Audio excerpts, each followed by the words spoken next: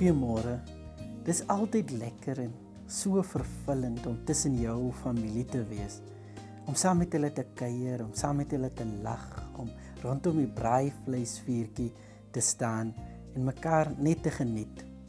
Maar soms kom maar sulke onbenullighede, sulke kleinlikhede kom op en dit maak dat die familie uit mekaar uitsplinter. Josef, 'n jong man, het uitgestyg in sy lewe. Hy het baie bereik, hy was selfs die adjunk van die magtigste koning van sy dag, maar selfs hy het verlang om sy broers opnuut weer te sien en om net weer die geskil wat tussen hulle was, weer opgelos te kry. En toe hulle sien, dit is wat gebeur, in Genesis 45 vers 2, die B-gedeelte sê, hy het so hard gesnik, dat die Egiptenaars dit gehoor het, en ook die mense in Farao se paleis. Wat 'n blywende oomblik.